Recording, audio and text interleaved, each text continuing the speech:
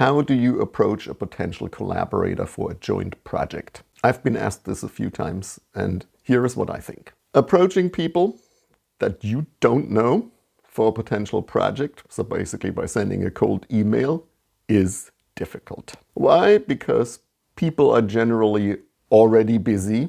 They have their projects. They're not waiting for you to email them. And therefore, the odds are definitely against you. And especially since you are somebody that they don't know, because that comes with additional risks. Because, well, basically, they don't know you. So here are some thoughts if you are sending this cold email to somebody who you really want to work with on a particular project. And I think there are 4 points. The first one, and I think this is very often not done very well, is don't overemphasize your own needs. Of course you have your own needs. This is why you basically contact somebody who you want to initiate a collaboration with. But in your email, this shouldn't be completely front and center. So if this is your only thing you're writing in that email or in that letter, that is very unlikely to be successful because people already have their own goals, they have their own things they want to drive forward, and their primary goal is maybe not to help others.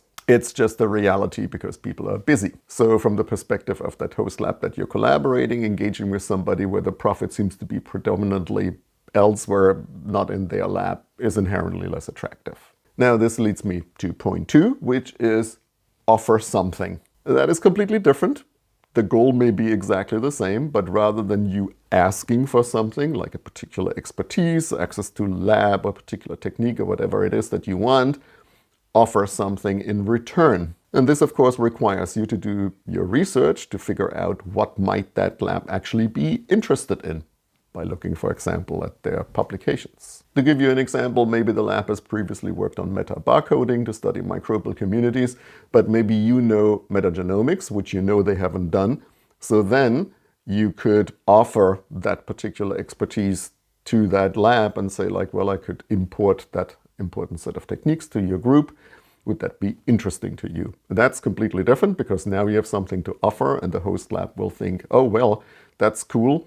I don't have anybody to do metagenomics with, and so then I can add this set of expertise to my group and maybe train some people. A similar example is if you, for example, can offer a particular specialized statistical method. Another example, maybe you can offer access to a particular study system. Like in ecology, it could be a particular ecosystem where you think it would be very interesting if that particular host lab that you want to collaborate with did also research on this particular ecosystem type because they haven't previously worked on it, and maybe you have good reason to believe that whatever they are studying, the effects of something like a pollutant or whatever, could also be very interesting to examine in this ecosystem type. Then you also have something to offer. And another example, maybe you can offer a different conceptual framework or a different set of expertise in the same topic that that host lab is working. For example, maybe the host lab is working on microplastic pollution in the environment, and maybe you're a polymer chemist, and so maybe you can add that expertise in that particular vantage point and framework from your background to their work.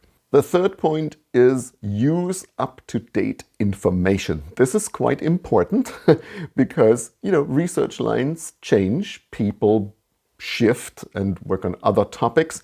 So if you work on outdated information, like for a lab that has worked on a certain topic but hasn't published on this particular topic in the last 5 years, chances are they're no longer interested in that topic.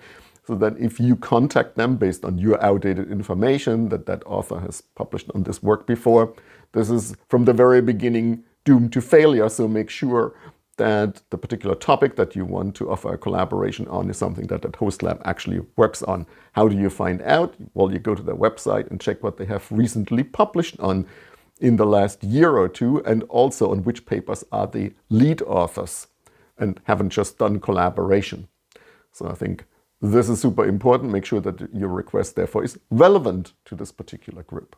And the fourth and last point, maybe you can leverage some indirect connections. So, okay, you don't have a direct connection to this lab, and therefore it's this cold email, but maybe you can make some connections with this lab. Maybe you know somebody, have worked with somebody before that the PI of that particular lab knows. Or maybe you know somebody who's already working in this lab who can basically recommend you.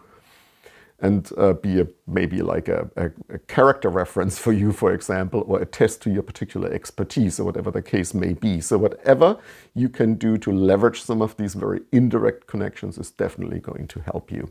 As long as it's real, right? I think those are my 4 points. I hope you find them useful. Good luck with your first contact, and thanks for watching this video. See you in the next one. Bye.